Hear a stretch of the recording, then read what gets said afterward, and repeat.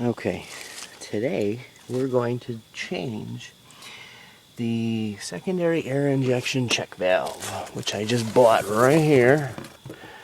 Let's lay this bad boy out. This is a advanced version of the EGR valve, in a sense.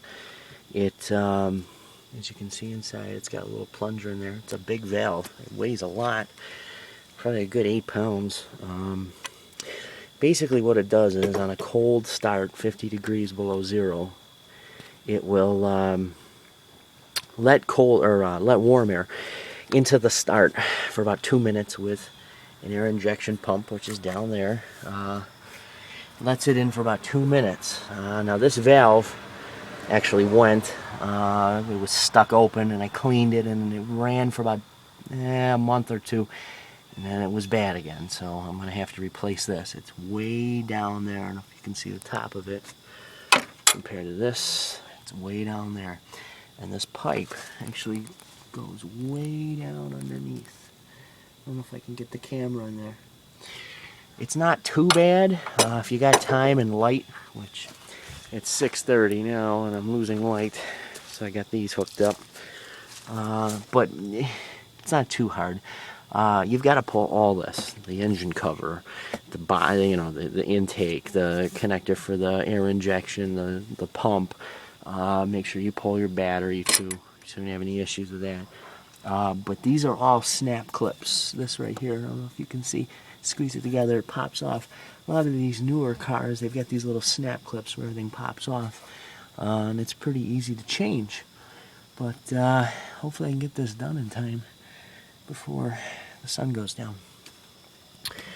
And I'll start taking pieces off here. What you want to do is start with taking this off. All you have to do is pull your air cap and the whole diaphragm comes out. This pops off on clips. Your intake is either, you can use a flathead screwdriver to take these clamps off. Pop that right off. Twist this right here. This comes off. This here again, this will come right off. You want to give yourself as much room as possible to get back there, because once you get all this off, you're going to see how hard it is. And actually, when I cleaned it, I can kind of get the camera in here to show you, maybe not, but when I cleaned it, I had to dig underneath the exhaust, which is right here, this little bad boy right there. I had to dig behind it to bolt these two little tiny bolts that bolt that piece on. And not gonna lie, it was an immense pain in the ass. So I'm gonna try and show you how to do this the easiest way possible. So again, you're going to start by taking off the cover, take off your intake, this right here.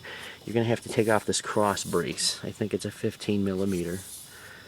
That'll give you more room. Basically, take it off in pieces and in steps and lay it out so you can see where it is. And in this case, I'm laying it on the bed of my truck. So let's start by taking all this out. Okay, so we've removed all that.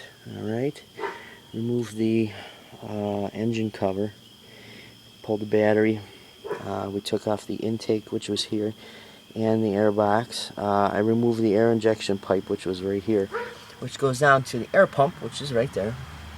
As you can see, I took it off already. I kind of forgot to start up the camera again, but it was 3 bolts, and actually I've got the old and the new one down here. Here's the old one. You can see where it's got 3 bolts. It mounts in the engine just like that. It's got the 3 bolts. This pipe actually goes down to the exhaust manifold. You can see it's kind of dirty inside because of the carbon buildup. But I wanted to show you one of the reasons why this valve fails. If I can get it in the light, because it is getting dark. You can see in there it's really corroded. And I actually cleaned this probably 5 months ago. And the plunger's sticking, and it's, you can take it apart with star heads, but I already did, and look at it, it's shot 83,000 miles. So we got the new one laying down there. And what we're gonna do is, if this was the new one, slide it down right there, down underneath. You might have to bend this flex pipe, but once you get it down there, put these 2 onto the studs, bolt them up, Don't lose those screw heads. They're like this, and they're very tiny.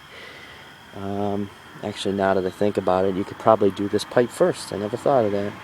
Put the pipe in first, then bolt this up, but I don't want to screw with anything, so I'm going to keep it intact and get it in there. Okay, we've got the valve in right there. See, it's dark enough to use a flashlight. We got the valve right there, and there's the 3 bolts down there. 1, 2, 3. Okay, and we snake that pipe down underneath, and it's really hard to see, but that's where it bolts to, are these 2 studs with a gasket. Make sure you buy the gasket. It's about $7 at a dealer. Fortunately, it's kind of needed because when you take it off, you're going to shred it. So we're going to hook the hose and the connector all back up here, and we're going to rebuild it, hook the battery back up, get all this back together here, and hopefully the code will be cleared.